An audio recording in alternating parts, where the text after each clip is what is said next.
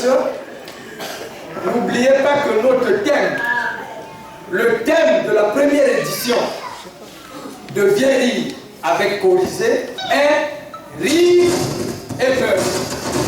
Et c'est en riant qu'on corrige les mœurs.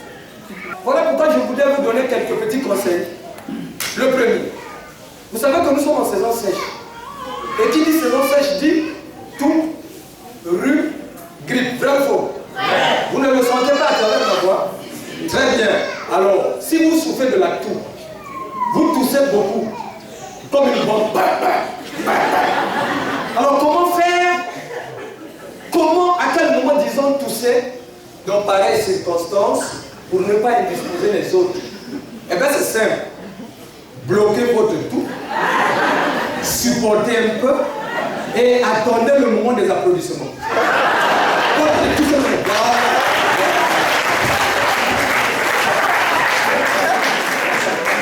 Vous voyez que c'est passé inaperçu. Même celui qui est à côté de vous là n'a rien compris. Deuxième conseil. Si vous rencontrez quelqu'un, vous êtes un grand homme, comme ils sont là, honorable, colonel et autres, vous rencontrez quelqu'un qui vous connaît bien et qui vous salue chaleureusement. Mais que vous avez oublié, ou dont vous avez oublié le nom. Alors comment faire pour retrouver son nom? Vous savez souvent, c'est gênant, hein? Quelqu'un qui vous salue chaleureusement. Alors comment on connaît? Il vous appelle par votre nom. Mais vous, alors vous ne vous rappelez plus, ne vous souvenez plus de lui. Mais généralement, on ne demande pas le nom, qu'est-ce qu'on fait en embrouille. On donne l'impression qu'on le connaît. Alors comment mon frère? Et après, quand on se sépare, on se glace la tête. Hein? Celui-là, c'est qui? On était où? Vrai ou faux? Alors voici la recette, désormais. C'est simple.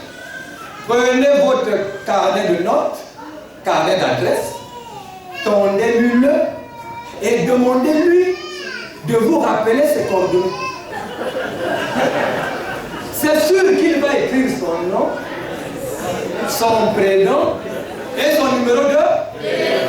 Et pendant qu'il est en train d'écrire, vous soyez vigilant. Jetez un coup d'œil, lisez son nom, retirez tranquillement votre calepin et après, appelez-le par son nom. Alors comment monsieur Alain, ça va?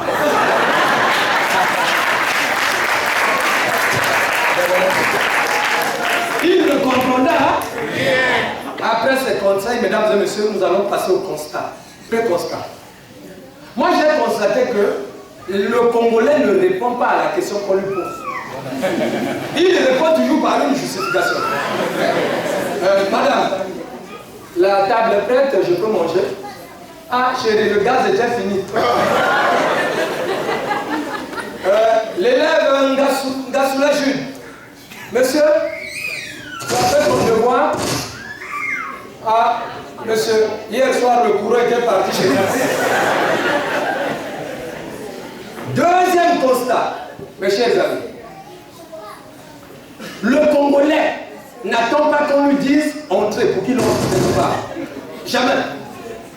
Quand dès qu'on dit oui, il est là. Mais est-ce que oui veut dire entrer? Il y a même, à peine hier, j'étais à la maison en train de manger. Au moment où j'avale un morceau de manioc, à la porte, c'est une maman qui a dit quand je ne réponds pas parce que la gorge est bloquée. Deux choses me bloquaient la gorge, et la toux et le morceau de manioc.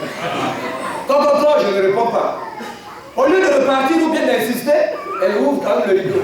Elle met sa tête. Ah, bah,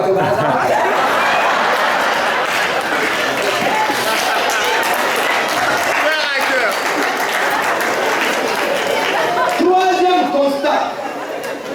Le Congolais, je vous dis, ne s'occupe pas de l'autre. Il veut toujours se servir avant l'autre. Même quand vous êtes devant lui, mais lui, il doit passer avant. Je vais à la boutique acheter du pain aux enfants le matin. Pendant que le West Africain est en train de me servir, c'est une dame qui arrive qui tend son argent au même temps. Un peu deux pains, un lait, sucre.